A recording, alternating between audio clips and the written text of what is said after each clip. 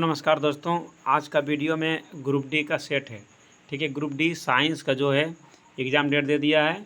Science का जो है ना दोस्तों ये सेट है। ठीक है, ग्रुप डी का साइंस का सेट है दोस्तों।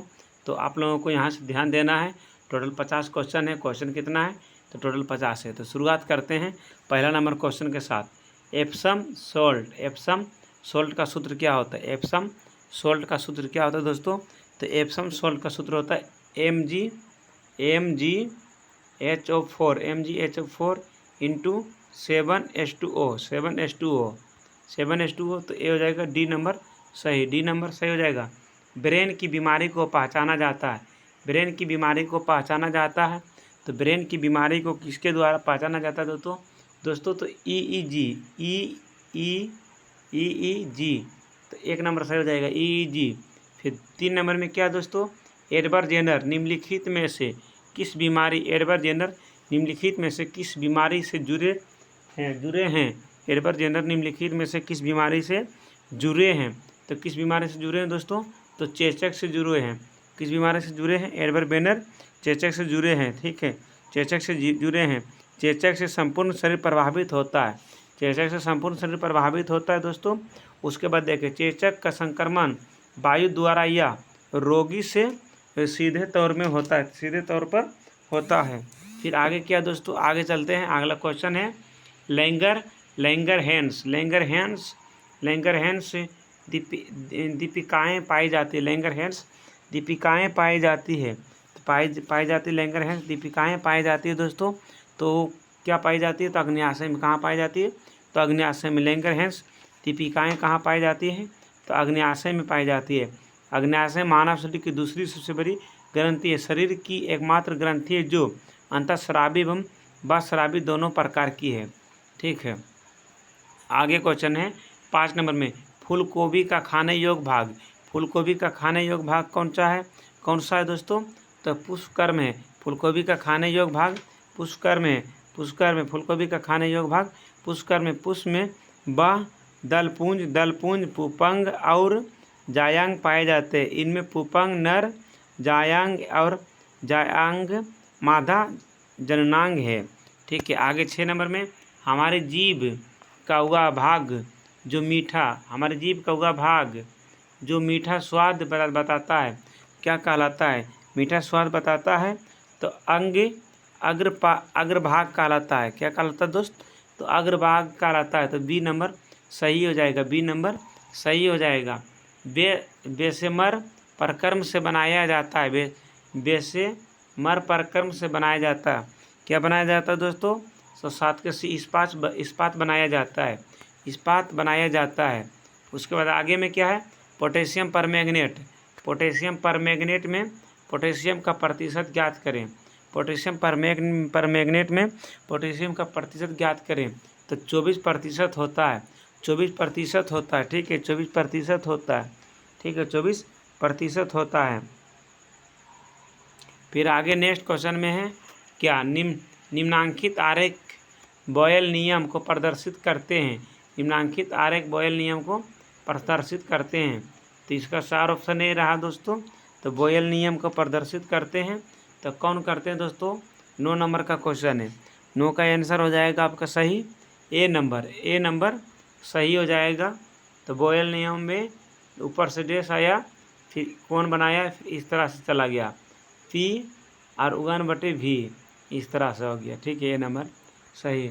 उसके बाद देखिए, उसके बाद आगे क्वेश्चन है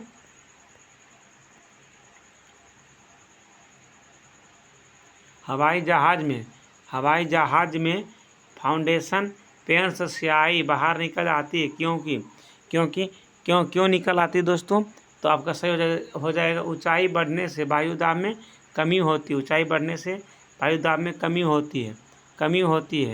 फिर क्या हो जाएगा? 11 नंबर में परमाणु के नाभिक में होते हैं। तो परमाणु के नाभिक में कौन रहते हैं दोस्तों? P प्रोटॉन प्लस न्यूट्रॉन और इलेक्ट्रॉन चारों बगल चक्कर लगाता है। प्रोटॉन प्लस न्यूट्रॉन रहते हैं और इलेक्ट्रॉन जो है दोस्तों कक्ष के चारों तरफ चक्कर लगाते रहते हैं। फिर देखिए एक्वारेजिया में HNO3 एक्वारेजिया में HNO3 और HCl अम्लों का अनुपात, HCl अम्लों का अनुपात क्या होता है, 12 के C 1:3, 1:3 होता है, 1:3 होता है। MMR का टीका दिया जाता है, MMR का टीका दिया जाता है, तो टीका दिया जाता है दोस्तों। तो ये सही जवाब सवाल हो जाएगा मम्स,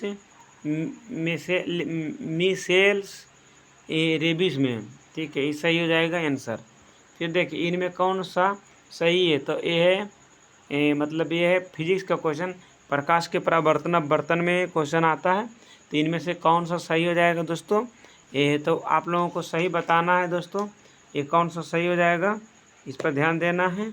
दर्पण सूत्र के बारे में बात की गई है, तो दर्पण सूत्र में क्या होता है, 1/u, 1/u प्लस 1/v बराबर 1/f।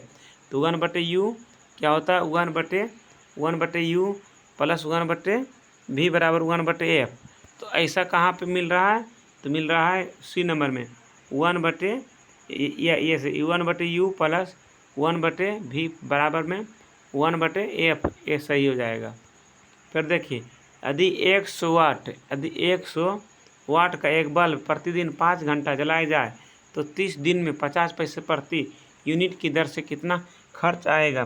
तो कितना खर्च आएगा दोस्त, तो इसका सही हो जाएगा यूनिट की अगर बात की जाए, यूनिट इसको यू से मान लेते हैं। तो देखिए इसका सूत्र होता है वाट गुना घंटा, वाट गुना घंटा यहाँ पे है, बटे में 1000 होता है, 1000 होता है, तो 1000 होता है दोस्तों, 1000। तो दोस्त कहने का मतलब हुआ एक दिन की खपत की गई बिजली, तो इस तरह से होता है।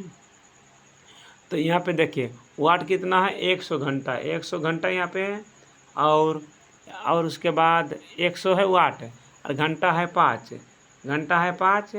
और उसके बाद है 1000 से भाग दे देंगे, 1000 से भाग दे देंगे दोस्तों, तो 1/2 आ जाएगा, 1/2 आ गया दोस्तों। तो 1/2 जैसे ही आया है, 1/2 यूनिट आया है, इसको थोड़ा छोटा किया जाए, 1/2 यूनिट आया ना दोस्त, 1/2 यूनिट आया था दोस्त। उसके बाद आगे चलेंगे, यूनिट आया, उसके बाद अब निकाल दिए एक दिन की खपत, तो एक दिन की निकल गई, और 30 दिन के अगर निकालेंगे तो 30 से गुना कर देंगे, एक दिन की निकला था 30 से निकालेंगे, 30 से गुना कर देंगे, तो 15 यूनिट आ गया दोस्तों। 30 दिन में 15 यूनिट ख़त्म हुआ, और 50 पैसे यूनिट है, बात की गई कि 50 पैसे एक दिन में 50 पैसा, तो 15 गुना 50 करेंगे तो 7 रुपया 50 पैसा, इस तरह से मतलब सर 7 रुपया आंसर आ जाएगा। ठीक है दोस्तों, तो आगे चलते हैं। एक अस्थिर चुंबक हमेशा